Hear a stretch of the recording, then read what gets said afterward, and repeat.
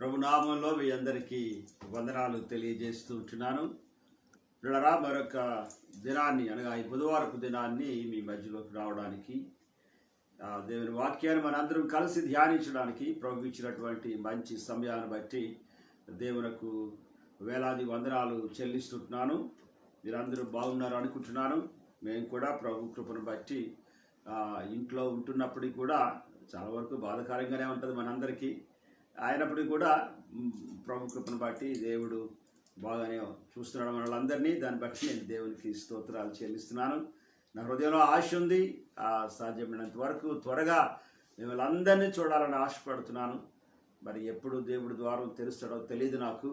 నేనైతే ప్రార్థన చేస్తున్నాను, ప్రభా త్వరగా మేమందరం కలిసి తిరిగి మళ్ళా మందిరంలో ఆరాధించాలని ఆశపడుతున్నాం ప్రభు అనేటువంటి మాట మాత్రం నేను ప్రార్థన చేస్తున్నాను. దేవుడు ఆ సమయానికి దేవుడు ఖచ్చితంగా తన యొక్క సమయంలో ఆ యొక్క అన్ని ఏర్పాటు చేస్తాడు. దయచేసి అందరూ కొంచెం గట్టిగా ప్రార్థన చేద్దాం. సమయం దగ్గర అవుతుంది, కానీ మరి ఈ విధంగా మనం అందరం కలిసి ఆరాధన చేసుకోవడానికి ఎలాగుంటుందో తెలియదు, కానీ ఆ విషయంలో దేవుడే మనకి సహాయం చేయాలి. ఓకే, ఈ సమయంలో ప్రార్థన చేసే ముందు మరొక మాట కూడా ఓకే ప్రార్థన చేస్తాను. తర్వాత మన వాక్యంలోకి మనం వెళ్ళిపోదాం, ప్రార్థన చేసుకుందాం. పరిశుద్ధమైన దేవా, ఘనమైన తండ్రి, మీ పాదములకు వందనాలు ప్రభువా, స్తోత్రాలు చెల్లిస్తున్నాం తండ్రి. దేవా, మీ కృప కొరకు వందనాలు. ఇదిగో నాయన, ఈ సమయం మీరు ఇచ్చిన ఏర్పాటును బట్టి మీకు స్తోత్రాలు చెల్లిస్తున్నాం ప్రభువా. దేవా, మరలా బుధవారం నాడు కలిసి నాయన మేమందరము కలిసి ప్రభు ఇదిగో నాయన నీ వాక్యాన్ని ధ్యానించడానికి నాయన దేవా, మీరు మాకు ఇచ్చిన మంచి సమయాన్ని బట్టి ప్రభువా మీకు స్తోత్రాలు చెల్లిస్తున్నాం. మీ నామాన్ని మీరు మహింపరచుకోవాల్సిందిగా ప్రార్థన చేస్తున్నాం ప్రభువా.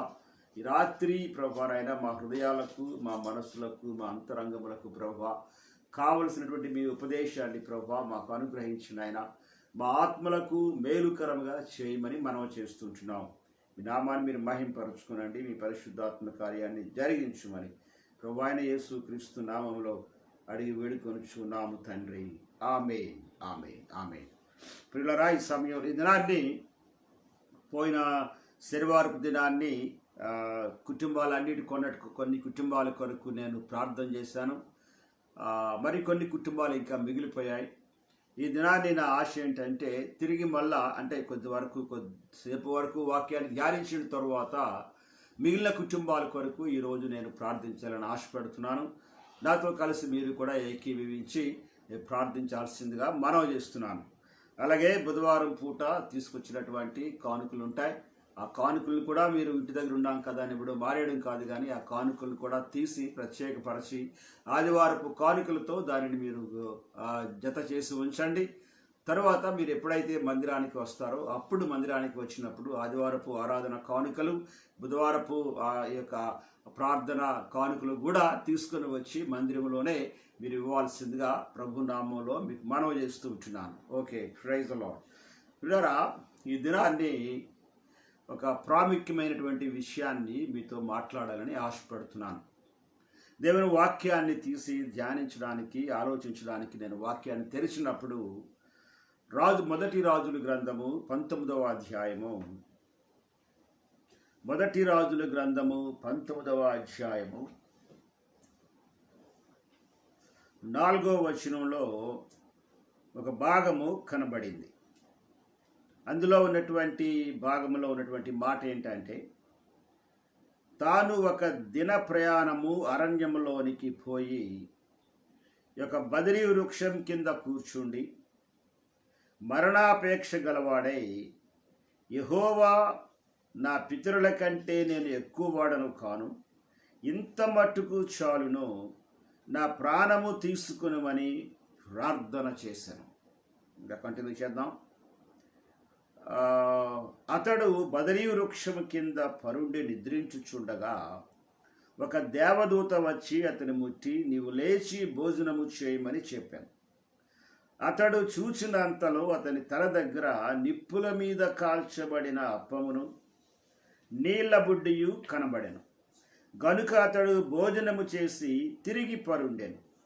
అయితే యెహోవా దూత రెండవ మారు వచ్చి అతని ముట్టి, నీ శక్తికి మించిన ప్రయాణము నీకు సిద్ధమై ఉన్నది, నువ్వు లేచి భోజనము చేయమని చెప్పినప్పుడు అతడు లేచి భోజనము చేసి ఆ భోజనపు బలము చేత 40 రాత్రింబగళ్ళు ప్రయాణము చేసి దేవుని పర్వతమని పేరు పెట్టబడిన హోరేబునకు వచ్చి అచ్చట ఒక గుహలో చేరి బస చేసెను అనేటువంటి మాట మనం చదివాం.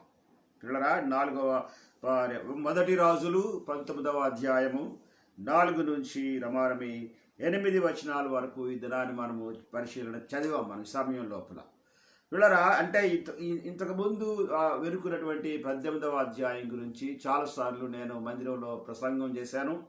ఈ 19వ అధ్యాయంలో కూడా అప్పుడప్పుడు మనం చూసాం, కానీ ఈ విషయాన్ని లోతైనటువంటి ప్రాంతంలో మనం గమనించలేదు ఏమాత్రం కూడా. బట్ ఎందుకో నిన్నటి దినాన్ని నేను వాక్యం గురించి ప్రార్థన చేసుకొని వాక్యాలు తెరిచి పరిశీలన చేస్తుంటున్నప్పుడు నా దేవుడు ఈ వాక్యం దగ్గర నాప్ చేసి దీంట్లో నుంచి కొన్ని విషయాలు దేవుడు నాకు బయలుపరిచారు కనుక వాటిని మీతో నేను పంచుకోవాలని ఆశపడుతున్నాను. ఇలా అంటే 4వ వచనంలో ఉన్నటువంటి మాట, అంటే పైనున్నటువంటి వచనాల్లో భయము చేత ఈ దేవుని సేవకుడు యెజబెలు చెప్పినటువంటి మాటను బట్టి భయంతో తన ప్రాణాన్ని కాపాడుకోవడం కొరకు పరిగెత్తి వెళ్ళిపోతున్నాడు కదండి. ఎస్. తర్వాత ఆయన పరిగెత్తి 3వ వచనంకి వచ్చినప్పటికీ, కాబట్టి అతడు ఈ సమాచారము తెలుసుకొని లేచి తన ప్రాణము కాపాడుకున్నట్టుకై పోయి యూదా సంబంధమైన బెయేర్షెబాకు చేరి అచట ఉండుమని తన దాసునితో చెప్పి తాను ఒక దిన ప్రయాణము అరణ్యములోనికి పోయి ఒక బదరీ వృక్షం కింద కూర్చుండెను అనేటువంటి మాట 3వ వచనంలో మనం పరిశీలన చేస్తే యూదా సంబంధమైన బెయేర్షెబాకు చేరి అచట ఉండుమని తన దాసునితో చెప్పి, అనగా తాను బయలుదేరినప్పుడు ఏలియా ఒక్కడే బయలుదేరలేదు. ఏలియా దగ్గర కొంతమంది శిష్యులు ఉండేవారు ఏలియాకి పని చేయడానికి. అందులో ఒక శిష్యుని తీసుకున్నాడు, ఒక దాసుని తీసుకున్నాడు. ఇద్దరు కలిసి బయలుదేరి వస్తున్నారు కదా అండి. బయలుదేరి వస్తూ ఒక ప్రాంతం వచ్చిన తర్వాత, అంటే ప్రాణమును కాపాడుకోవడానికి ఒక ప్రాంతం వచ్చాడు. అది ఏముందంటే వాక్యం లోపల యూదా సంబంధమైన బెయేర్షెబాకు చేరి అచ్చట ఉండుమని తన దాసులతో చెప్పి తన దాసుని అక్కడ పెట్టి మళ్ళా ఒక దినము ప్రయాణం అంత దూరము తను ప్రయాణం చేసుకొని వచ్చాడు ముందుకి. ఇంకా వచ్చిన తర్వాత ఎక్కడ కూర్చున్నాడు అంటే వాక్యంలో ఉన్నటువంటి మాట ఏం కనబడుతుందంటే మరణాపేక్ష గలవాడై ఒకటి, రెండవదేట పైని తాను ఒక దిన ప్రయాణము అరణ్యములోనికి పోయి ఒక బదరీ వృక్షము కింద కూర్చుండి మరణాపేక్ష గలవాడై అనేటువంటి మాట ఉంది. అరణ్యంలో చాలా చెట్లు ఉంటాయి అరణ్యం లోపల, కానీ అరణ్యం లోపల ఉన్నటువంటి ఒక చెట్టు పేరు ఏంటయ్యా అంటే బదరీ వృక్షము అనేటువంటి మాట. ఈ బదరీ వృక్షం గురించి చాలా, అంటే దేవుని వాక్యం లోపల ఆయా ప్రాంతాల్లో ఆ యొక్క వృక్షం గురించి వ్రాయబడి ఉంది. నేను ఒకసారి అవన్నీ అంటే ఆ వృక్షం యొక్క పరిస్థితి ఏంటి అనేటువంటిది పరిశీలన చేసినప్పుడు, అంటే కొన్ని ప్రాంతాల లోపల మస్తక వృక్షం ఉంటుంది, మరికొన్ని ప్రాంతాల్లో సింధూర వృక్షం అంటాడు. ఈ ప్రాంతం వచ్చినప్పటికి ఇక్కడ బదరీ వృక్షము అన్నాడు. అనగా మస్తక వృక్షము ఒక ఒక ఒక ఒక ఒక ప్రాంతంలో దానికి సాదృశ్యంగా ఉంటుంది. సింధూర వృక్షము వేరొక ప్రాంతంలో సాదృశ్యంగా ఉంటుంది. బదరీ వృక్షం అయినట్లయితే వేరొక ప్రాంతంలో సాదృశ్యంగా ఉంటుంది. ఈ దినాన్ని బదరీ వృక్షాన్ని మనం పరిశీలన చేస్తే, బదరీ వృక్షం గురించి ఆలోచన చేస్తే ఏముంటుందంటే, బదరీ వృక్షం వచ్చినప్పటికీ దాని యొక్క అర్థం ఏంటంటే బదరీ వృక్షం కింద కూర్చున్నాడు అనే అర్థం ఏంటయా అంటే ఆ వ్యక్తి, అంటే ఎలాంటి వ్యక్తి అయినప్పటికీ కూడా తన స్వంత నిర్ణయాల మీద నిలబడి వచ్చి ఆ చెట్టు కింద కూర్చొని ఆలోచిస్తున్నాడు అనేటువంటి మాట.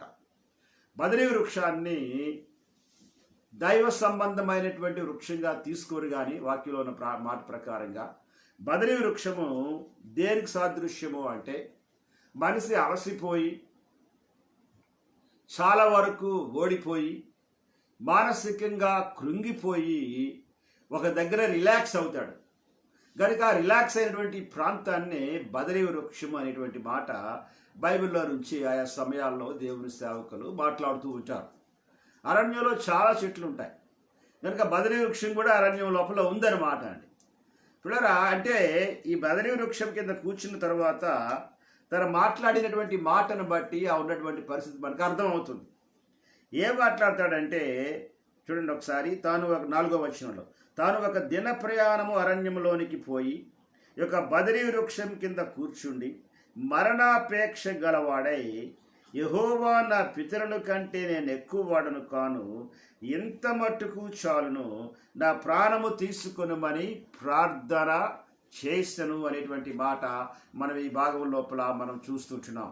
పిల్లరా, అంటే అంతకు ముందు అధ్యాయంలో పరిశీలన చేసినప్పుడు ఏలియా చాలా బలమైన వ్యక్తి, మంచి ప్రార్థనాపరుడు, అంటే విశ్వాసముతో చాలా గొప్ప కార్యాలు చేసినటువంటి వ్యక్తి. బలమైన ప్రార్థన చేస్తే వర్షం ఆగిపోయింది. అంతకంటే బలమైనటువంటి ప్రార్థన తిరిగి మళ్ళా చేస్తే మళ్ళా మోపైన వాన కురుస్తుందనేటువంటి మాట యాకోబు గ్రంథంలో ఆ మాట మనం చూస్తాం. తిరిగి మళ్ళా అంత బలమైన కార్యాలు చేశాడు. మనుషులందరినీ, ఆ యొక్క బయలు ప్రవక్తలందరినీ కూడా లేకుండా చేశాడు. అందరి మధ్య లోపల, ఆ ప్రజల మధ్య లోపల యెహోవాయే దేవుడు అనేటువంటి మాట వారి చేత అరిపించాడు. సచ్ ఎ గ్రేట్ మ్యాన్ ఈ వ్యక్తి అన్నమాట అండి. కానీ ఎప్పుడైతే అపవాది అంటే ఆ యొక్క యెజబెల్ ఎప్పుడైతే బెదిరించిందో అక్కడి నుంచి ఇంత వ్యక్తి మరి ఎందుకు పారిపోయినటువంటి దానిని మనం పరిశీలన చేస్తే పిల్లరా, మనకి అంటే ప్రసంగాల్లో చాలా రకాలైనటువంటి మాటలు పలుకుతాం, కానీ ప్రాముఖ్యమైనటువంటి మాట ఏంటంటే తనకున్నటువంటి అంటే అంతకుముందు 18వ అధ్యాయంలో సంపూర్తిగా తన చూపులు కానీ తన ఆలోచనలు కానీ తన అంటే సంపూర్తిగా యేసు అంటే దేవుని వైపే ఉన్నాయి కంప్లీట్గా. కానీ ఎప్పుడైతే ఈ మాట విన్నాడో 19వ అధ్యాయానికి వచ్చినప్పటికీ పరిగెత్తడం ప్రారంభిస్తున్నాడో దాని అర్థం ఏంటంటే తన యొక్క మనస్సు దేవుని వైపు నుండి టర్న్ అయిపోయింది. అంటే దేవుణ్ణి చూడడం అనేటువంటిది లేకుండా అయిపోయింది కదా అండి. ఎస్, బైబిల్లో ఒక మాట ఉంటుంది మనకు తెలుసు. కొత్త నిబంధనలు వచ్చినప్పటికీ మధ్యరాత్రి వేళ యేసు ప్రభు వారు సముద్రం మీద నడిచి వస్తుంటున్నప్పుడు భయంకరమైన తుఫాను కలుగుతుంటున్నప్పుడు పేతురు అది చూసిన తర్వాత నేను కూడా వస్తాను ప్రభు అంటాడు పేతురు. అనగానే ప్రభు ఏమంటారంటే వచ్చేయమంటారు ప్రభు.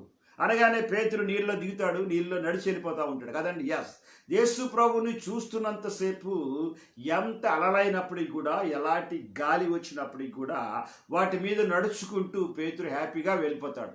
ఎప్పుడైతే గాలిని చూచాడో, ఆ తుఫానుని చూశాడో, అంటే తన కన్నులు దేవుని వైపు నుండి అటు నుంచి టర్న్ అయిపోయాయి కనుక అదే ప్రాంతం లోపల మునిగిపోవడం ప్రారంభించాడు. ఏ అలలైతే తన కాళ్ళ కిందకి వెళ్ళాయో అదే అలలు తిరిగి మళ్ళా అదే పేతురుని ముంచేడు మనం చూడగలుగుతున్నాం.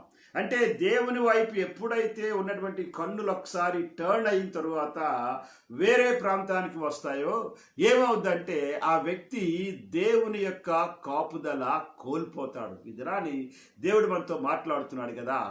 చాలా సమయాల్లో మనం కూడా ఇలాగే బలహీనం అయిపోయి దేవుని యొక్క కాపుదలను ఆ ప్రాంతంలో నుంచి మనం లేకుండా అయిపోతూ ఉంటాం. అందుకనే మన కన్నులు ఎప్పుడు కూడా ఆయన మీదే ఉండుట అనేటువంటిది చాలా ప్రాముఖ్యమైనటువంటి విషయం. తర్వాత అంటే అంతకుముందు పేతురు అంటే అంతకుముందు ఏలియా కంప్లీట్గా అంటే సంపూర్తిగా దేవుని యొక్క ఆత్మ కంట్రోల్లో ఉండేవాడు. ఎస్, లేచి వెళ్ళమంటే వెళ్ళేవాడు. నువ్వు ఫలానా దగ్గరికి వెళ్ళి ఆ కేరోతు వాగు దగ్గర ఆగమంటే అక్కడ ఆగాడు. ఇంకో దగ్గరికి వెళ్ళిన తర్వాత సారేపతి విధవరాల్ని కలిసి ఆమె కుటుంబం ఇలా ఉందని చెప్పగానే అక్కడికి వెళ్ళిన తర్వాత అక్కడ కొద్ది కాలం ఉంచి భోజనం ఉంచి అక్కడ దేవుడు తనకి భోజనాన్ని ఏర్పాటు చేశాడు. అంటే దేవుడు ఏమి చెప్తుంటే ఆ విధంగా నడిచి వస్తున్నటువంటి దేవుని సేవకుడు లేకపోతే దేవుని బిడ్డ ఒకేసారి భయపడిపోయి ఏమయ్యాడంటే ఆ ప్రాంతం నుంచి పారిపోయినటువంటి రీతిగా మనం చూడగలుగుతున్నాం. తరువాత పిల్లరా ఇంకోటి ఏంటంటే Elijah himself went a days journey to the wilderness. వాడు అంటే వచ్చిన తర్వాత తన సేవకుడిని ఒక దగ్గర కూర్చోబెట్టాడు, నువ్వు ఇక్కడే ఉండమని చెప్పాడు అని వేరే మార్గం గుండా అరణ్య మార్గాన్ని మళ్ళా తిరిగి తన ప్రయాణాన్ని కొనసాగిస్తున్నాడు. పిల్లరా 2 మార్గాలు ఉంటాయి. ఒకటి దేవుని మార్గం ఉంటుంది, రెండవది అరణ్య మార్గం ఉంటుంది. కనుక దేవుని మార్గము అరణ్య మార్గము కనుక ఈ సమయం లోపల దేవుని మార్గాన్ని వదిలిపెట్టి వచ్చాడు కనుక లుక్ ఎట్ దిస్, ఈ మనిషి దేవుని మార్గాన్ని వదిలిపెట్టాడు కనుక, ఈ దేవుని మార్గాన్ని వదిలిపెట్టిన వ్యక్తి ఏ మార్గాన్ని ఎంచుకున్నాడు అంటే అరణ్య మార్గాన్ని ఎంచుకున్నాడు. అరణ్య మార్గం గుండా బయలుదేరి వెళ్తున్నాడు. అరణ్య మార్గం గుండా వెళ్తున్నప్పుడు ఆ మార్గంలో చాలా మంది నడుస్తారు. ఎస్, నాట్ ఓన్లీ ఏంటది ఏలియా ఒక్కడే నడుచుకొని వెళ్ళడు. చాలామంది పనుల మీద వెళ్తూ ఉంటారు, ఏవైనా కట్టెలు తెచ్చుకుంటూ ఉంటారు, వస్తూ ఉంటారు. వాళ్ళందరూ చూసిన తర్వాత అదేంటి ఏలియా ఇలా వస్తున్నాడని కొంతమంది భయపడి చాలా వెనక్కి వెళ్ళిపోయి ఉంటారు, లేకపోతే గౌరవార్థంగా వెనక్కి వెళ్ళిపోతూ ఉంటారనమాట. ఎందుకంటే ఏలియాని చూసినప్పుడు ఏలియా పరిస్థితి చాలా వేరు. ఒక మాట చెప్పాలంటే మరి చాలా హై పొజిషన్లో ఉన్నటువంటి వ్యక్తి అక్కడ బలమైనటువంటి వర్షాన్ని కురిపించాడు. అంటే అంతమంది బయలు ప్రవక్తలందరినీ లేకుండా చేసేసాడు. చాలా స్ట్రాంగ్ మ్యాన్ అనమాట అండి, ఒక మంచి సాక్ష్యం ఉన్నటువంటి వ్యక్తి. కానీ ఇలా చాలా తొందరగా వెళ్ళిపోతుంటే అందరూ ఒకవేళ వింతగా చూసారేమో ఏలియా వైపు. పిల్లరా, ఏలియా ఇవేమి పట్టించుకోవట్లేదు, ఏమాత్రం కూడా ఏమి పట్టించుకోకుండా ఒకటే చాలా ఫాస్ట్గా వెళ్ళిపోతున్నాడు అంతేనమాట. వెళ్ళి వెళ్ళి వెళ్ళి వెళ్ళి వెళ్ళి ఎక్కడికి వెళ్ళిపోయాడయా అంటే తిన్నగా అరణ్య మార్గాన్ని పట్టేసి అరణ్య మార్గంలో గుండా వెళ్ళిపోయి 4వ వచనంలో ఏముంటుందంటే తాను ఒక్క దిన ప్రయాణము అరణ్యములోనికి పోయి అనేటువంటి మాట. అంటే ఉదయాన్నే నడక ప్రారంభించి ఎంతవరకు వెళ్ళాడంటే అరణ్యం వచ్చే వరకు వెళ్ళాడండి. అరణ్యంలోకి వెళ్ళిపోయాడు. అరణ్యంలోకి వెళ్ళిపోయిన తర్వాత చాలా చెట్లు ఉంటే అక్కడ అన్ని చెట్లని చూసిన తర్వాత ఒక చెట్టు ఎంచుకున్నాడు. ఆ చెట్టు ఏం పేరయ్యా అంటే బదరీ వృక్షం అన్నమాట అండి. ఇది నాకు సరిగ్గా సరిపోయింది అనుకొని అక్కడ కూర్చున్నాడు. అక్కడ కూర్చున్న తర్వాత ఊరుకోవట్లేదు, కానీ మళ్ళీ దేవుడిని పిలుస్తున్నాడు.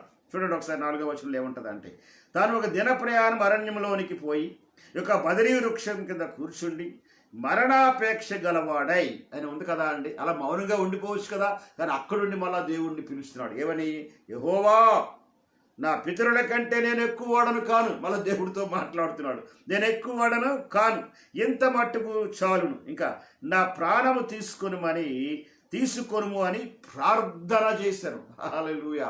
చూడరా, ఏం చేస్తున్నాడు ఇక్కడ ఏలియా? మళ్ళా తిరిగి ప్రార్థన చేస్తున్నాడు.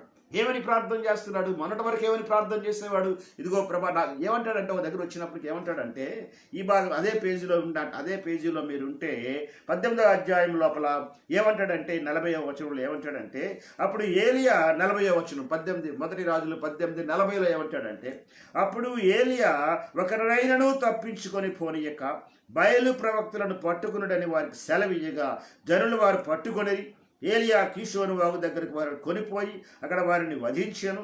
పిమ్మట ఏలియా విస్తారమైన వర్షము వచ్చినట్లుగా ధ్వని పుట్టుచున్నది అనేటువంటి మాట మాట్లాడతాడు. అక్కడేమైందంటే విస్తారమైనటువంటి వర్షం వస్తుంటే ధ్వని వచ్చేస్తుందట. ఆమేన్.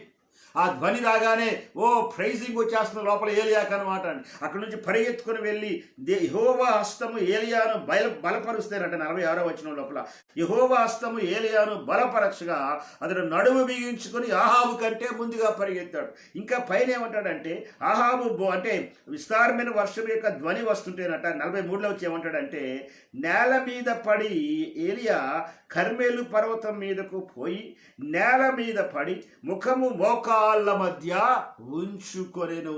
పిల్లరా, అక్కడ ప్రార్థన వేరు. ఆ ప్రార్థన మామూలు ప్రార్థన కాదు, అభిషేకంతో ప్రార్థన, శక్తివంతమైనటువంటి ప్రార్థన, విశ్వాసములో గెలిచిన ప్రార్థన. ఆమేన్.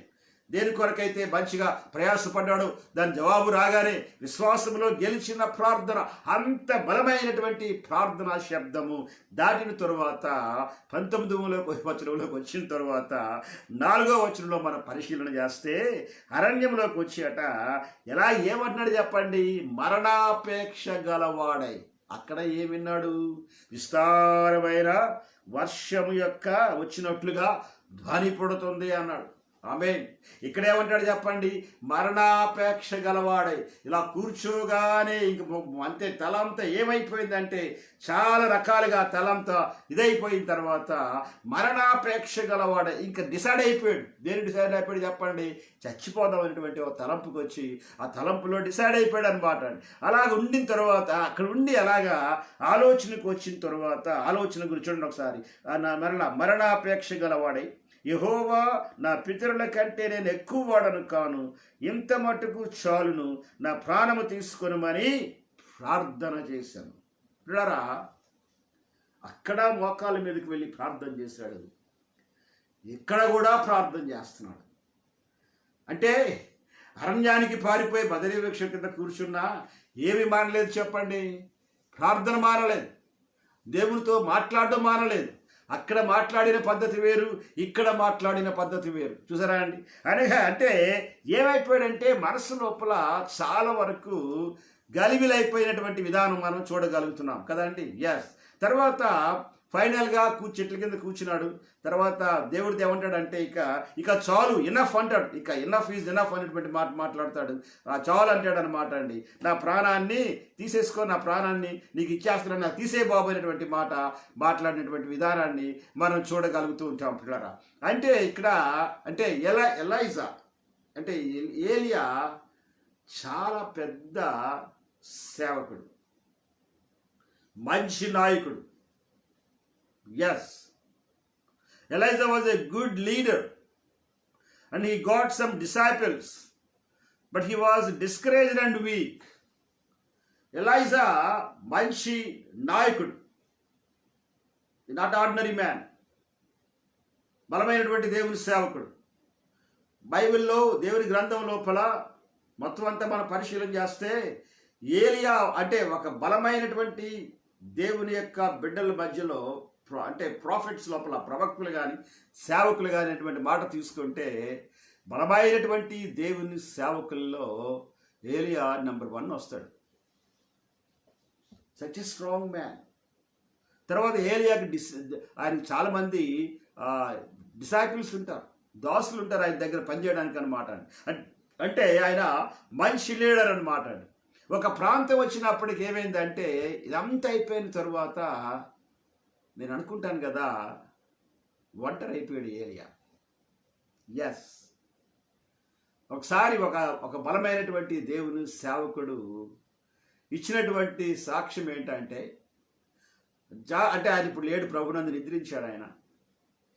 1950s 40s దేవుని కొరకు బలంగా వాడబడినటువంటి దేవుని సేవకుడు, రివైవలిస్ట్ ఆయన అనమాట. ఆయన ఒకసారి అంటే వయసు అయిపోయిన తర్వాత ఆయన్ను ఇంటర్వ్యూ చేశారు. ఇప్పుడు ఎలా ఉన్నారు, ఏంటి సంగతి, ఒకనొకప్పుడు మీరు దేవుని చేత బలంగా వాడబడ్డారు కదా, ఇప్పుడు ఎలా ఉన్నారు అంటే ఆయన ఏమన్నాడంటే, ఇప్పుడు నేను ఎంత వేగం చచ్చిపోదామా అని చూస్తున్నాను అన్నాడు. ఆ ఇంటర్వ్యూ చేసిన ఆయన ఆశ్చర్యపోయాడు. అయ్యా, మీరు మాట్లాడితే మనుషులు విపరీతంగా మారు మనసు పొందేవారండి, మీరు మాట్లాడితే ఎంతోమందికి హీలింగ్స్ వచ్చాయండి, మీరు ప్రార్థన చేస్తే స్వస్థతలు వచ్చాయండి, కానీ ఇప్పుడు ఎందుకయ్యా మీరు ఎలా మాట్లాడుతున్నారు అంటే తను ఏమన్నాడంటే తను ఇచ్చిన మాట ఏంటంటే, ఈ దినాల లోపల నేను మరలా ఆ హీలింగ్స్ కానీ లేకపోతే ఆ విషయాలు కానీ ఆ బలమైనటువంటి ఉద్యోగం కానీ నేను చూడలేకపోతున్నాను కాబట్టిగా ఇక నేను బతకడం ఎందుకు అనేటువంటి ఆలోచనకు వచ్చేస్తాను అనేటువంటి మాట చెప్పాడు. పిల్లరా, చాలా సమయాల్లో దేవునిలో ఎంత బలంగా ఉన్నప్పటికీ కూడా కొన్ని సమయాల్లో కొన్ని ఆలోచనలు మనల్ని వేరే ప్రాంతానికి తీసుకుని వెళ్ళిపోతాయి. ఏలియా అలాగే వేరే ప్రాంతానికి వెళ్ళిపోయాడు. ఈ బలమైనటువంటి దేవుని సేవకుడు కదండి, వెళ్ళిపోయాడు. అనగా చూడండి, నేను ఒక మాట చెప్పాను, ఏలియా వాజ్ ఎ గుడ్ లీడర్ అని ఒక మాట చెప్పాను, మంచి లీడర్ అనమాట అండి. కానీ లీడర్ ఏమైపోయాడంటే డిస్కరేజ్ అయిపోయాడు, వీక్ అయిపోయాడు. ఎస్. తర్వాత ఇంకొక మాట, every good leader will has to travel through some seasons. మనలో ప్రతి ఒక్కరము కూడా కొన్ని మార్గాల గుండా ప్రయాణం చేస్తాం. నేను ఎప్పుడు ఈ మాట వాడుతూ ఉంటాను. అలాగే కొన్ని కాలాల గుండా మనం ప్రయాణం చేస్తూ ఉంటాం. సీజన్స్ లైఫ్ అంటే సంవత్సరం లోపల ఈ నెలలో ఈ సీజన్స్ ఉంటాయనేటువంటి మాట మనం మాట్లాడుతాం. నెల రాగానే అనగానే ఏమనుకుంటామంటే ఇక ఎండలు పోయాయండి, వర్షాలు వస్తాయనేటువంటి మాట మాట్లాడతాం. ఫలానా నెలల లోపల వర్షాలు ఎక్కువ ఉంటాయండి, మీటింగ్స్ పెట్టలేవండి అని అంటాం. లేకపోతే ఫలానా నెలల లోపల ఎండలు ఎక్కువ ఉంటాయండి, ఆరాధనా సమయాన్ని మనం మారుద్దామండి అంటాం.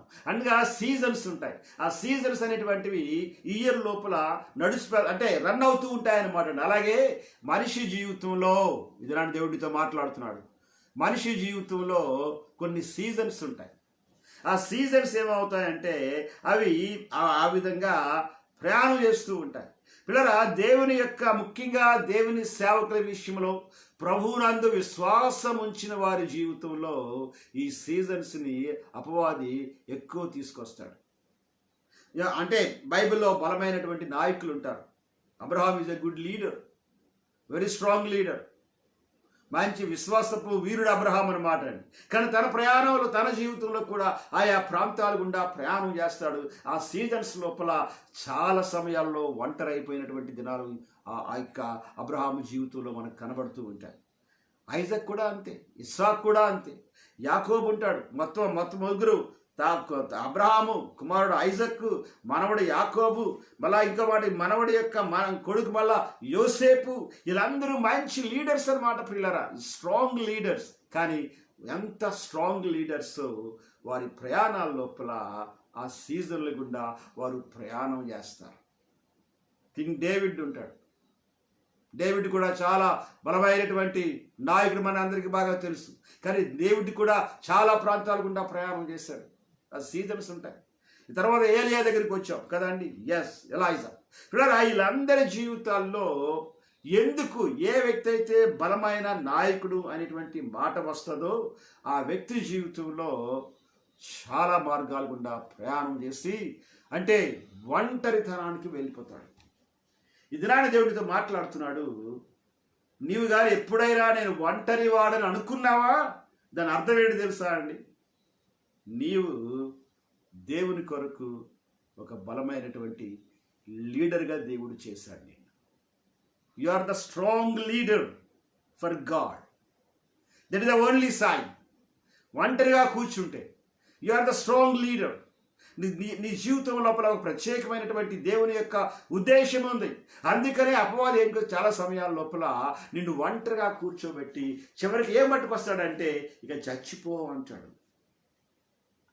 దేవుని ఉద్దేశాలని నెరవేర్చకుండా ఉండడానికి, జరగకుండా ఉండడానికి అలాగ మాట్లాడతాడు. అందుకనే ఏమైందంటే ఫైనల్గా ఈ యొక్క లీడర్ అయినటువంటి మంచి స్ట్రాంగ్ లీడర్ అయినటువంటి ఈ యొక్క ఏలియా గారు ఏమయ్యారంటే ఆయన ఎంత బలమైన వ్యక్తి ఫైనల్గా వచ్చి ఎక్కడ సెటిల్ అయ్యాడా అంటే బదరీ వృక్షం కింద సెటిల్ అయిపోయాడు. ఎలా సెటిల్ అయిపోయి చూడండి ఒకసారి. తర్వాత ప్రార్థన చేశాడు. 4వ వచనంలో కూర్చున్నాడు. మరణాపేక్ష గలబడి ఉన్నాడు. మనసంతా పిచ్చి లేచిపోతుంది, మనసంతా పిచ్చెక్కిపోతుంది, ఇంకా ఏమీ చేయలేకపోతున్నాడు.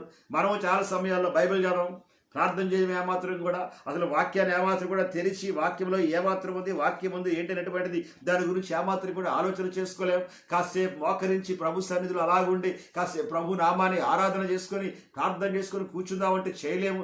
ఏమీ చేయలేనటువంటి పరిస్థితి అనమాట అండి ప్రియులారా. ఏలియా అదే పరిస్థితిలోకి వచ్చాడు. 4వ వచనంకి వచ్చినప్పటికీ అంటాడు కదా, నేను మరణాపేక్ష గలవాడై యెహోవా నా పితరుల కంటే నేను ఎక్కువవాడను కాను, ఇంత మట్టుకు చాలును, నా ప్రాణము తీసుకొనుమని ప్రార్థన చేశాను. ఇంత మట్టుకు చాలును, నా ప్రాణము తీసుకొనుమని ప్రార్థన చేశాను. అతడు బదరీ వృక్షం కింద పరుండి నిద్రించుచుండగా ప్రార్థన చేశాడు. చాలు, ఇంకా చచ్చిపోతాను ప్రభా, చంపే ప్రభా అన్నాడు. ఇంకేది ప్రార్థన చేసాడో మనకు తెలియదు ఇంకా కదా అండి. మనసంతా పిచ్చెక్కిపోయినప్పుడు అలాగే ప్రార్థన మనం కూడా చేస్తూ ఉంటాం కదండి. అలాగ ప్రార్థన చేశాడు. ప్రార్థన అయిపోయిన తరువాత ఏమైంది చెప్పండి? బదరీ వృక్షం కింద పరుండి అంటే నిద్రపోయాడు ఇంకా ఏకంగా అనమాట. నిద్రలోకి వెళ్ళిపోయాడు. ఫైనల్గా ఏమైపోయాడంటే ఆ బదరీ వృక్షం కింద సెటిల్ అయిపోయాడు. చూడరా, ఇక్కడ దేవుడు ఎంటర్ అయ్యాడు. దేవునికి స్తోత్రం కలుగును గాక. Praise the Lord. దేవుని యొక్క ఉద్దేశము ఒక వ్యక్తి పట్ల దేవుని యొక్క అంటే ఆ కేర్ అనేటువంటిది చాలా ప్రాముఖ్యమైనటువంటిది. ఏమైందంటే దేవుడు ఎంటర్ అయ్యాడు. చూడండి ఒకసారి మళ్ళీ మనం చూద్దాం. 5వ వచనంలోకి వద్దాం మనం. అతడు బదరీ వృక్షం కింద మొదటి రాజులు 19వ అధ్యాయం 5వ వచనం.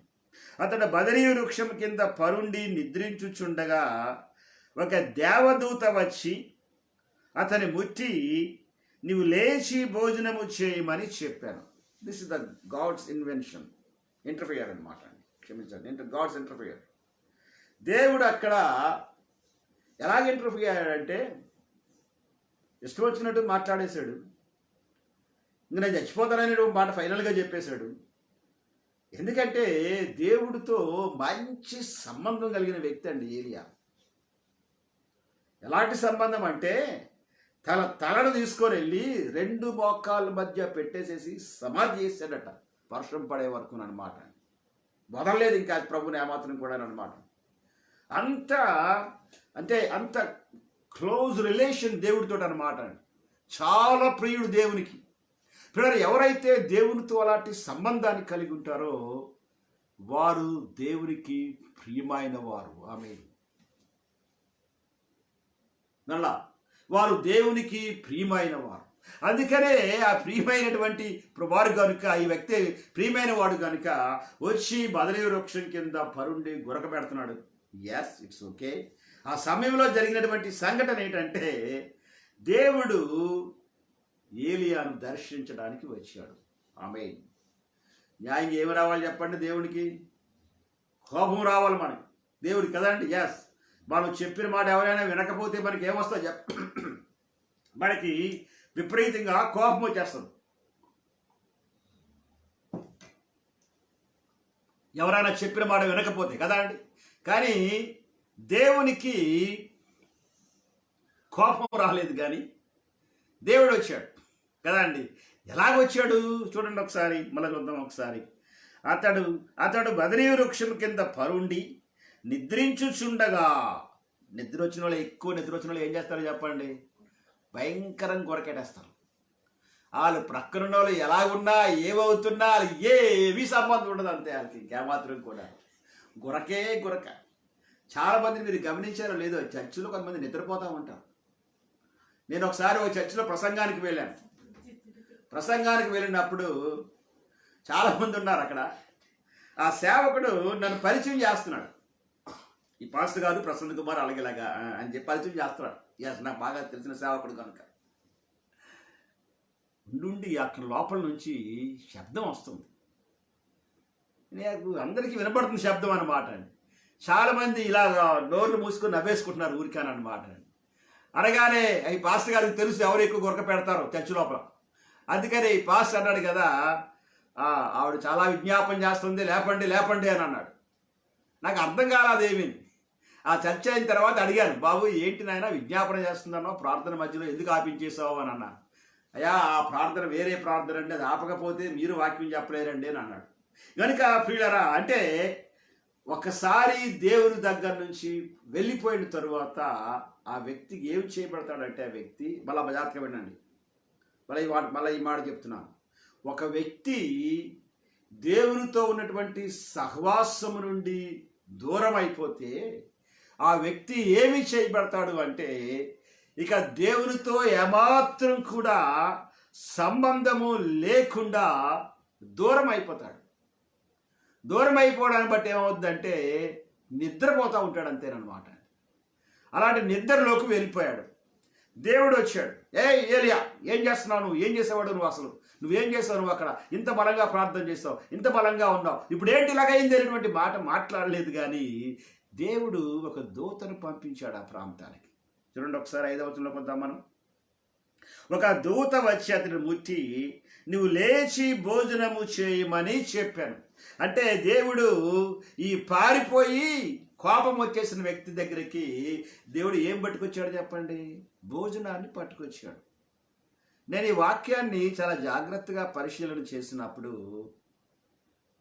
దేవుడు ఏలియా యొక్క స్థితి అంతా ఎరిగిన దేవుడు మొట్టమొదట దేని మీద ఆయన కేర్ తీసుకున్నాడంటే ఏలియా హెల్త్ని ఒకసారి పరిశీలన చేశాడు. ఆరోగ్యం మీద కేర్ తీసుకున్నాడు ఆయన. అంతేకాదు, బయలుదేరిపోయాడు. ఆ యొక్క దాసుడిని పట్టుకొని బయలుదేరిపోయాడు. ఆ బ్యాగులన్నీ మోస్తున్నాడు పాపం ఆ దాసుడు. ఈయన మాత్రం బాగా కొంచెం వయసు అయిపోయింది కదా అని నడుస్తున్నాడు. నడిచి ఆ ప్రాంతం వచ్చిన తర్వాత ఆ ప్రాంతం దగ్గర ఆగమని చెప్పాడు. నేను మళ్ళా వస్తానని చెప్పాడు, లేకపోతే ఏం చెప్పాడో మనకు తెలియదు. బయలుదేరి అనే వాక్యం ఏముందంటే ఒక దిన ప్రయాణం అంతా తిండి లేదు. చాలా సమయాల్లో మన కోపం వస్తే అన్నం తినం కదండి. నెంబర్ 1 ముందు చేసే పని ఏంటంటే భోజనం మానేస్తారు పిల్లలు. పెద్దవాళ్ళు కూడా అంతే. కొన్ని సమయాల్లో ఏమైనా అయిందంటే ఇంటి లోపల భోజనం తింటాం, భోజనం మానేస్తాం. పాపం శరీరం ఏం చేస్తుంది చెప్పండి? శరీరం అమాయకురాలు. చక్కగా పనిచేసి మొత్తం అంతా ఏం చేయాలో మొత్తం పనులన్నీ ఆ పని ఈ పని చేసి పెడతా ఉంటుంది శరీరం కదా అండి. ఎస్, భోజనం మానేస్తాం. ఏలియా భోజనం మానేసాడు. నేను అనుకుంటాను కదా, భోజనం మానేశాడు కాబట్టిగా మనసులో గలిబిలి కోపం వచ్చేస్తుంది కనుక చాలా ఫాస్ట్గా నడిచేస్తుంటాడు, నడిచేస్తుంటాడు కదండి. ఎస్, అది చాలామంది పరిశీలన చేసి ఉండొచ్చు. ఏంటి ఎంత బాగా ఎంత ఫాస్ట్గా వెళ్ళిపోతున్నాడు ఏంటి బాబు ఈ యొక్క మహాదేవుని సేవకుడు అని చెప్పేసి చాలామంది అనుకొని ఉండవచ్చు. వెళ్ళిపోయి నిద్రపోయి ఈ ప్రయాణంలో ఏమైపోయాడంటే భోజనం అవ్వట్లేదు, విస్తారంగా నడిచేశాడేమో, కోపం వచ్చి బాగా ఫాస్ట్గా నడిచేశాడేమో, శరీరం అలసిపోయి పడుకుని పోయాడు. పిల్లరా, దేవుడు అలసిపోయిన వ్యక్తిని చూడడానికి వచ్చినప్పుడు సచ్ ఎ వండర్ఫుల్ కేర్ అండి. దేవునికి స్తోత్రం కలుగును గాక.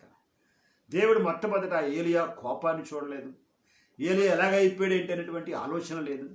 కానీ ఇలాంటి ఆలోచనలు ఏమీ లేకుండా ఏలియా మొట్టమొదట అంటే దేవుడు చేసినటువంటి మొట్టమొదటి పని ఏంటంటే ఏలియా దగ్గరికి దూతను పంపించినప్పుడు దూతతో పాటు ఒక ఆహారాన్ని పంపించాడు. అమ్మా నైనా ఆ యొక్క ఏలియా దగ్గరికి వెళ్ళి ఈ ఆహారాన్ని ఇస్తే ఒకవేళ ఏలియా ముందు తిని బలపడతాడు మొట్టమొదట. చాలా బలహీనంగా ఉన్నాడు నా బిడ్డ. చాలా వరకు అంటే అంతకు ముందున్నటువంటి దినాలు చాలా పని చేశాడు, మంచి ప్రార్థన చేశాడు. అవన్నీ నేను ఏమాత్రం కూడా మర్చిపోలేను. నా కొరకు రోషం కలిగిన వాడు, పౌరుషం కలిగినటువంటి వాడు అనేటువంటి మాట ఈ యొక్క మాట కూడా ఉంటుంది. కనుక నేను చాలా పౌరుషం గలవాడు కాబట్టిగా దయచేసి నువ్వు వెళ్ళి మొట్టమొదట ఈ ఆహారాన్ని ఇవ్వు అని చెప్పి ఆహారాన్ని తీసుకొని వచ్చి ఏలియాకి ఇవ్వమని చెప్పాడు కదండి. ఎస్, దేవుని దూత వచ్చి చూడండి ఒకసారి, ఒక దేవదూత వచ్చి 5వ వచనంలో ఒక దేవదూత వచ్చి అతని ముట్టి నువ్వు లేచి భోజనము చేయమని చెప్పాను. అతడు చూచినంతలో అతని తల దగ్గర నిప్పుల మీద కాల్చబడిన అప్పమును నీళ్ల బుడ్డియు కనబడాను. పిల్లరా, ఈ భాగానికి వచ్చినట్లయితే ఆహారం గురించి చాలా క్లియర్గా వ్రాయబడి ఉంది. రొట్టెను నీళ్ళను అనే మాట మాట్లాడవచ్చు, లేదా ఆహారం తీసుకొని ఇచ్చిన మాట చెప్పవచ్చు. కానీ ఏ ఆహారమో కూడా చాలా క్లియర్గా చెప్తున్నాడు ఇక్కడ.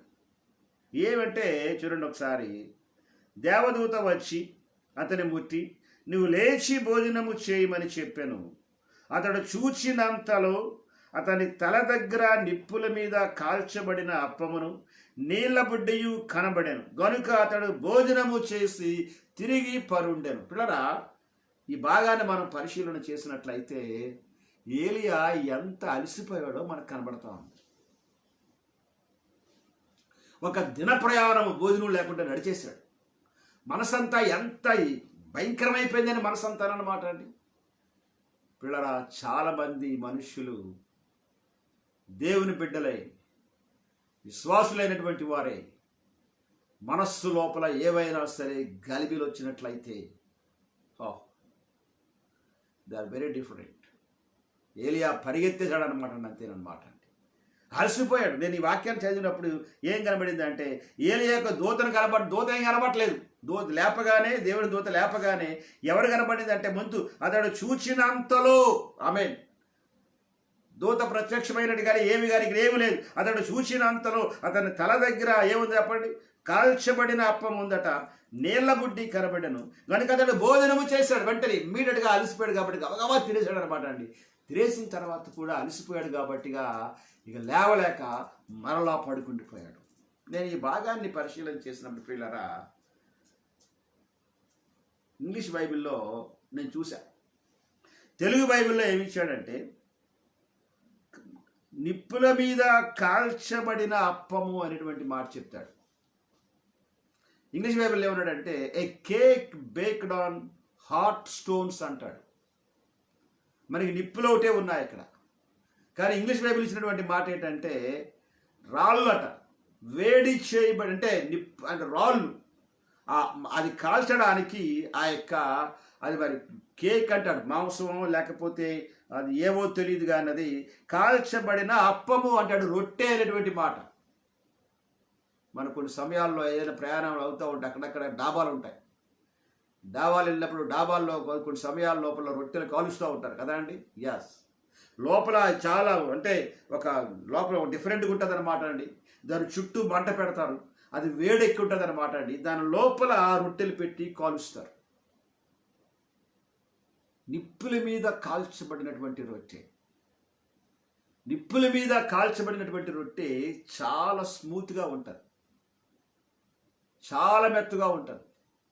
పిల్లలు, ఆ ఏలియాకి నిప్పుల మీద కాల్చబడినటువంటి రొట్టె ఎందుకు పట్టుకొచ్చాడు దేవుడు? కారణం చెప్పమంటారా అండి? ఏలియా అలసిపోయాడు, శక్తి లేకుండా అయిపోయాడు. ఏలియా బలహీనం అయిపోయాడు, మనసంతా వికారం అయిపోయింది, పూర్తిగా శరీరం బలహీనం అయిపోయింది, పడిపోయాడు అక్కడ అన్నమాట. అంటే అది లోపలికి వెళ్ళిన తర్వాత మళ్ళా ఏలియాకి ఏమాత్రం ప్రాబ్లం లేకుండా చాలా ఈజీగా డైజెస్ట్ అవ్వడానికి దేవుడు మంచి ఆహారాన్ని ఏర్పాటు చేశాడు.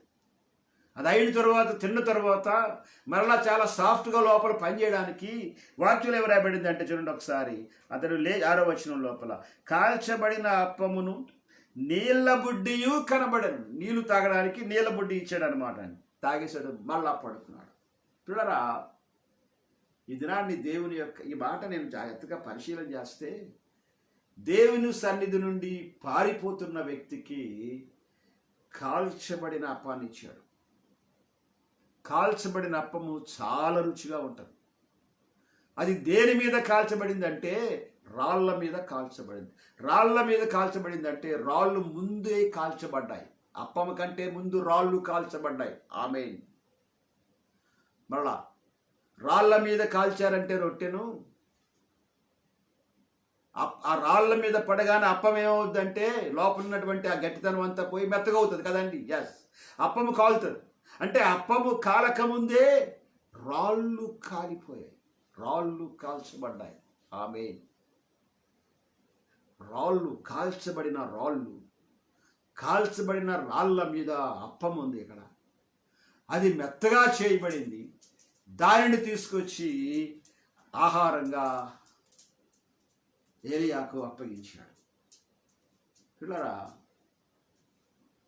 కాల్చబడిన రాయి నేను పరిశీలన చేస్తున్నప్పుడు దేనికి సాదృశ్యంగా వచ్చిందంటే, కాల్చబడిన రాయి యేసు ప్రభువుకి సాదృశ్యంగా వచ్చింది.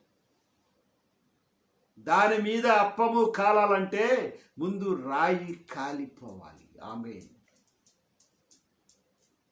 అప్పము కాల్చబడ్డానికి అంటే మామూలుగా అప్పము కాల్చబడ్డానికి అవకాశం లేదు. రాయి కాల్చబడితేనే కానీ కాల్చబడిన రాయి మీద మాత్రమే అప్పము కాల్చబడుతుంది. దేవునికి స్తోత్రం కలుగును గాక. పిల్లరా, అందుకనే ఒక భాగములు ఏముంటుందంటే నేను చూపిస్తాను చూడండి ఒకసారి. హెబ్రీలకు రాసిన పత్రిక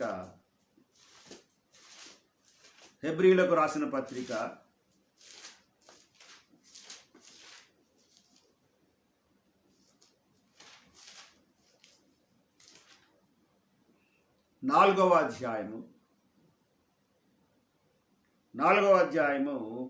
15వ వచనము 16వ వచనాన్ని మనం పరిశీలన చేస్తే, మన ప్రధాన యాజకుడు మన బలహీనతలయందు మనతో సహానుభవం లేనివాడు కాడు గాని సమస్త విషయంలోనూ మన వలనే శోధింపబడినను ఆయన పాపము లేనివాడుగా ఉండెను. Praise the Lord. మన వలె శోధింపబడినను, ఒక నిమిషం,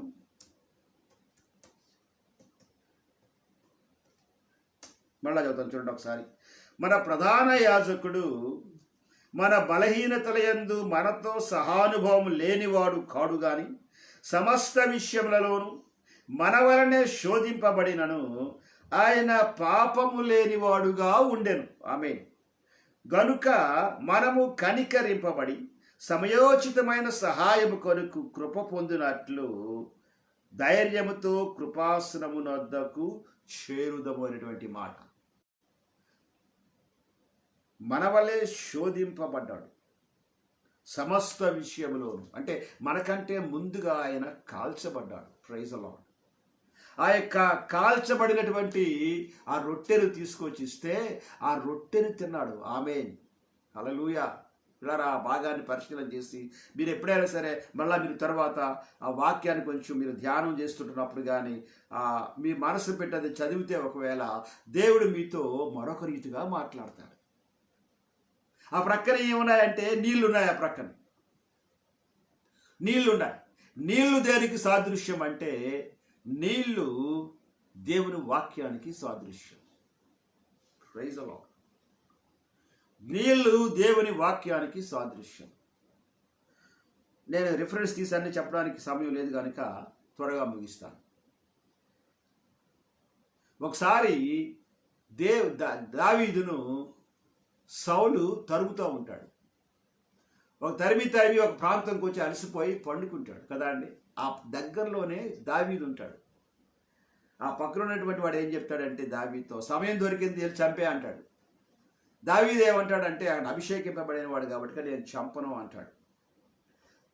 దగ్గరికి వెళ్తాడు కదండి. ఎస్, దగ్గరికి వెళ్ళిన తరువాత ఆ దగ్గరికి వెళ్ళి లోపల అక్కడ ఏమవుద్దంటే ఆ దగ్గరికి వెళ్ళి చూస్తాడు. అక్కడ నుంచి వచ్చేసేటప్పుడు ఏమి తీసుకురమ్మంటాడంటే ఏమీ తీసుకురావద్దు కానీ అక్కడ ఒక నీళ్ళ బుడ్డి ఉంటుంది, ఒక కర్ర ఉంటుంది, ఆ నీళ్ళ బుడ్డి తీర్చేయమంటాడు. నీళ్ళ బుడ్డి తీసుకొచ్చేయమంటాడు. సౌలు ఎక్కడికి వెళ్ళినా నీళ్ళ బుడ్డి ఉంటుంది. మనం కూడా ఎక్కడికి వెళ్ళినప్పటికి కూడా నీళ్ళ బుడ్డి మనం తెచ్చుకుంటాం. ఎస్, నీళ్ళ బుడ్డి లేకుంటే మనం ప్రయాణం చేయం. ఒకవేళ నీళ్ళ బుడ్డి లేకపోతే మనం వెళ్ళిపోయిన తర్వాత ఆ స్టేషన్లో కానీ బస్ స్టాపుల్లో కానీ షాపుల్లోకి వెళ్ళి మొట్టమొదటి మనం కొనేది ఏంటంటే నీళ్ళ బుడ్డి, వాటర్ బాటిల్ కొనుక్కుంటాం. మొట్టమొదటి వాటర్ బాటిల్ లేకుండా ప్రయాణం చేయం. Praise the Lord. చూడరా, ఆ నీళ్లు దేనికి సాదృశ్యం అంటే నీళ్లు దేవుని యొక్క వాక్యానికి సాదృశ్యం. Okay, yes. అది అయిన తరువాత నీళ్ళ బుడ్డి తీసుకున్నాడు, నీళ్ళు తాగాడు. అక్కడ 19 మళ్ళీ కొద్దాం మనం. నీళ్ళ బుడ్డి తాగాడు అంటే ఆ నీళ్లు తీసుకొని నీళ్లు తాగాడు అక్కడ ఉన్నటువంటి. అయితే చూడండి ఒకసారి, నీళ్ళ బుడ్డియు కనబడెను గనుక అతడు భోజనము చేసి తిరిగి పరుండెను. మళ్ళా అలసిపోయి మళ్ళా పడుకున్నాడు. అయితే యెహోవా దూత రెండవ మారు వచ్చి ఆయనను ముట్టి, నీకు శక్తికి మించిన ప్రయాణము నీకు సిద్ధమై ఉన్నది. ఆమేన్.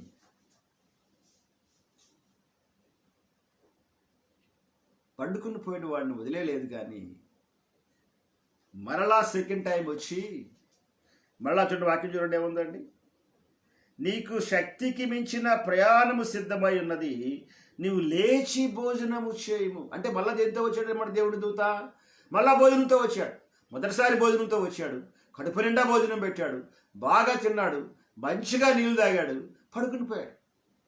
మళ్ళా కాసేపు రెస్ట్ ఇచ్చిన తరువాత దేవుని దూత మరలా పంపబడ్డాడు. మరలా దేవుని దూత వచ్చాడు.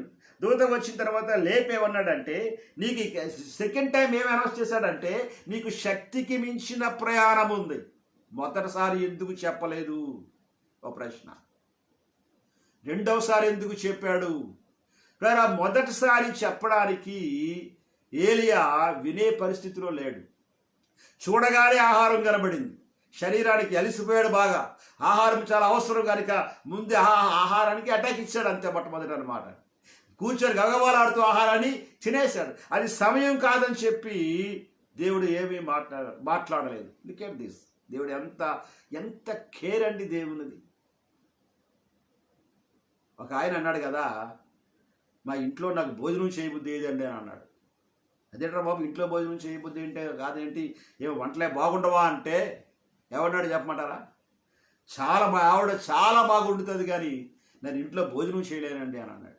ఏంటి సంగతి అంటే భోజనం పెడతాదట, కూరలన్నీ దగ్గర పెడతాదట, చారంతా పెడతాది అక్కడ. మిగిలినటువంటి పెరుగులు పచ్చళ్ళు అన్నీ పెట్టిన తర్వాత మనడు అన్నం కలుపుతూ ఉంటే అప్పుడు మొదలు పెడతాదట పాత మొత్తం అన్నీ పట్టుకొచ్చి. నువ్వు అప్పుడు ఇలాగన్నావు, మీ అమ్మ అలాగంది, ఆ దినాన్ని ఇలా జరిగింది, అప్పుడు ఇలా జరిగింది అని మొదలు పెడుతుంటే ఈయన అన్నం కలుపుతాడు, ఏమి తింటాడు చెప్పండి? ఆయన తినలేడు ఏమాత్రం కూడా. అంటే అంటే అది that is not the time for dealing certain things. చాలా సమయాల్లో మనకు తెలియదు ఎవరితో ఎలా మాట్లాడాలో కొన్ని సమయాల లోపల.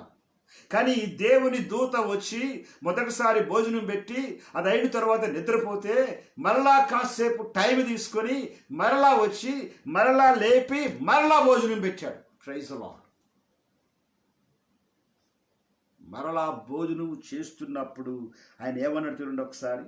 అయితే యెహోవా దూత రెండవ మారు వచ్చి అతని ముట్టి, నీ శక్తికి మించిన ప్రయాణము నీకు సిద్ధమై ఉన్నది, నీవు లేచి భోజనము చేయి. అప్పుడు చెప్పాడు ఈ రెండవ మారు యొక్క భోజనము దేని కొరకు చెప్పాడు.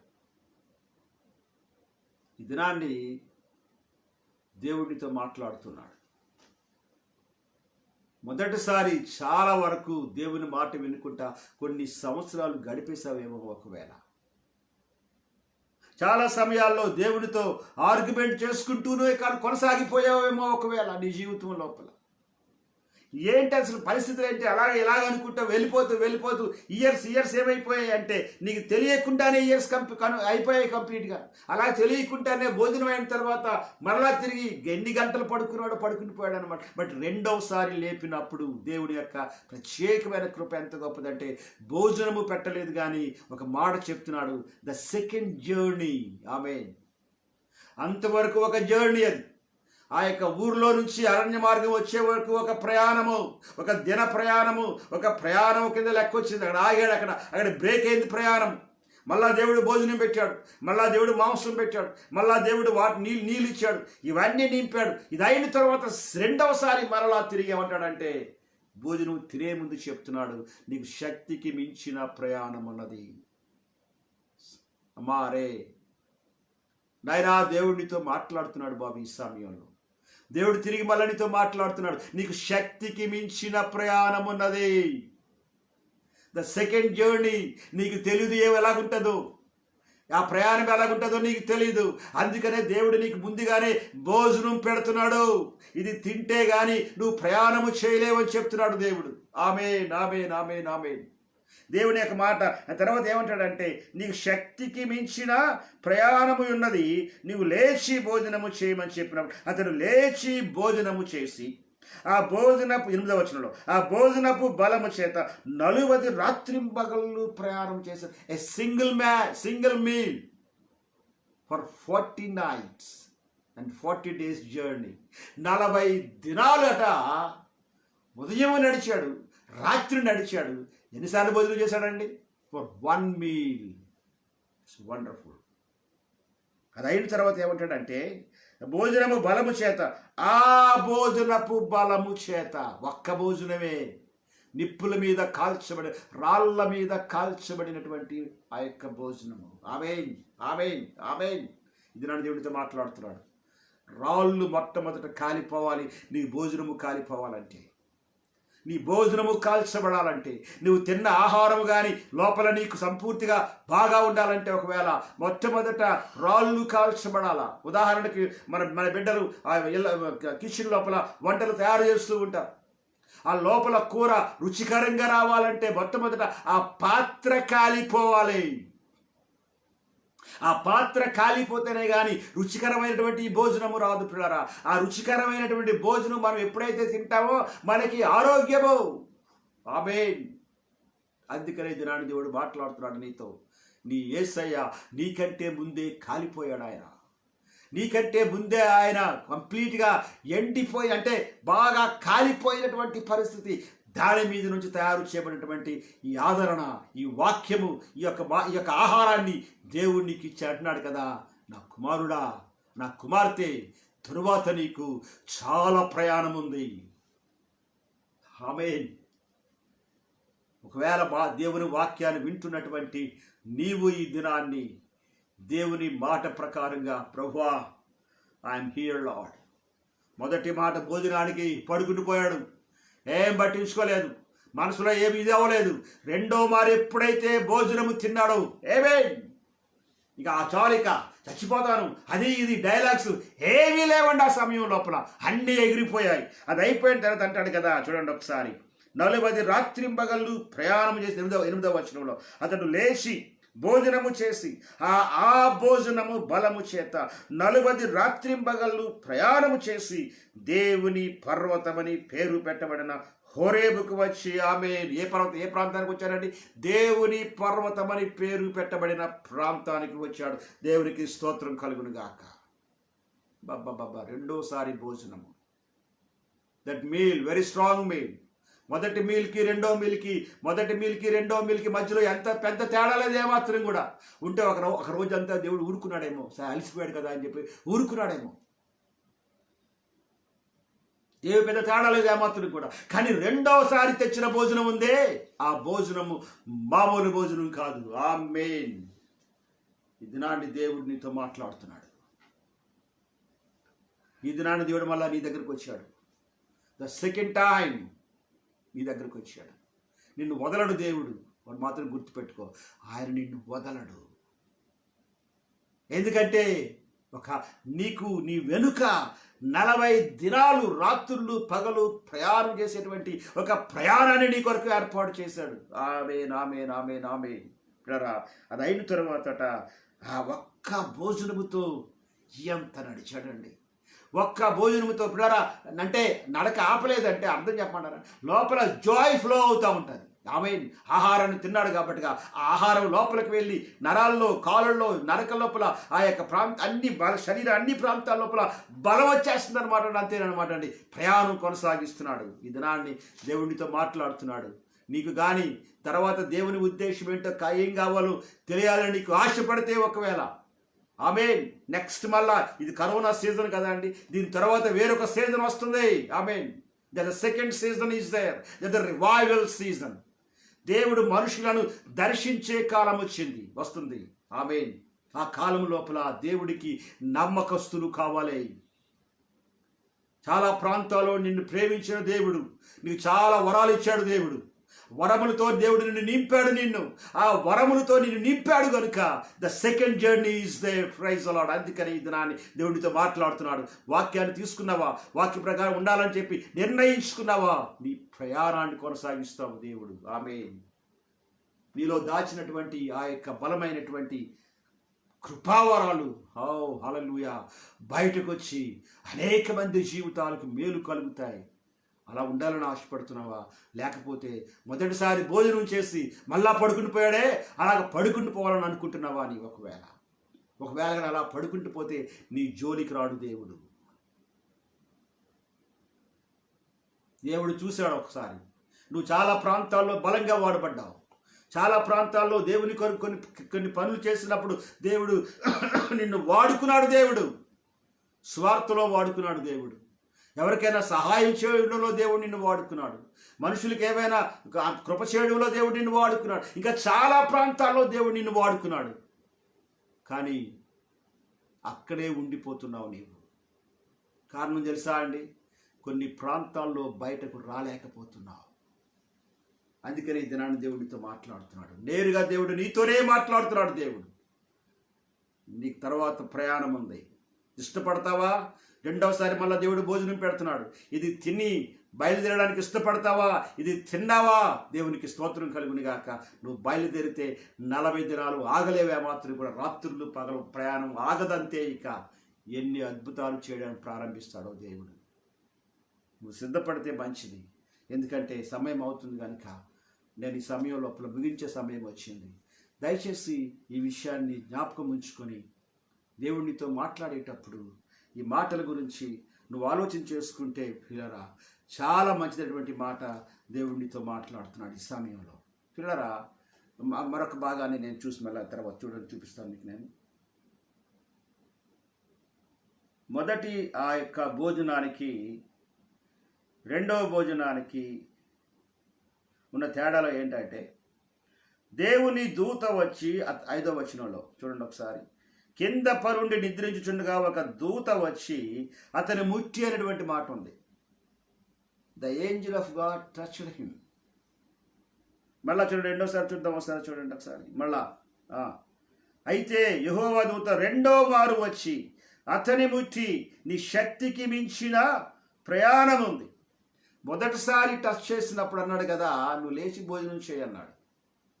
రెండోసారి టచ్ చేసినప్పుడు లేచి భోజనం చేయమని చెప్పలేదు. భోజనం తెచ్చాడు, అక్కడ భోజనం పెట్టాడు అక్కడ ఆయన. నువ్వు లేచి ముందు భోజనం చేసే తర్వాత చెప్తాను అనలేదు ఏమాత్రం కూడా. భోజనం చేయకముందే చెప్పాడు. చూడండి ఒకసారి అతడు. అయితే 7వ వచనంలో, అయితే యెహోవా దూత రెండో మారు వచ్చి అతని ముట్టి, నీ శక్తికి మించిన ప్రయాణము నీకు సిద్ధమై ఉన్నది, నువ్వు లేచి భోజనము చేయమని చెప్పినప్పుడు. ఆమేన్. చూసారా అండి? అంటే మొదటిసారి కేవలం భోజనం చేయమన్నాడు. రెండవసారి అలా కాదు, కానీ నువ్వేమి చేయాలో, ప్రయాణం చేయాలో ఆ ప్రయాణం గురించి చెప్పిన తరువాత భోజనం చేయమని చెప్పాడు. ఈనాడు దేవుడితో మాట్లాడుతున్నాడు. ఎక్కడున్నావు నీవు? మొదటి భోజనం అయిపోయిన వెంటనే నిద్రపోతున్నావు కదా, అప్పటికే చాలా కాలం అయిపోయింది.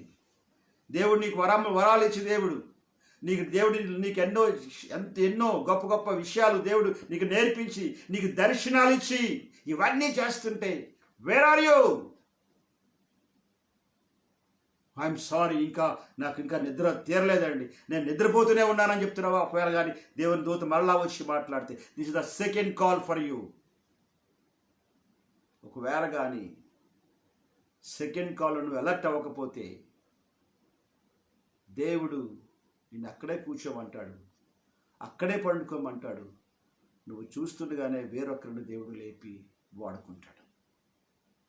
దానికి ఈ సమయంలో పిల్లరా, నేను ముగించే ముందు దేవుడు మరొకసారి నీతో మాట్లాడుతున్నాడు.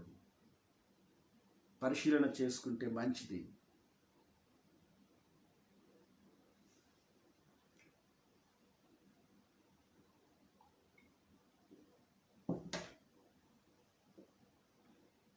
ఒకసారి ఆలోచించుకుందాం. నాకు తెలుసు దేవుడు నీతో మాట్లాడుతున్నాడు ఈ సమయంలో. నీ హృదయాంతరంగంలో, నీ అంతరంగంలో దేవుడు నీతో మాట్లాడుతున్నాడు.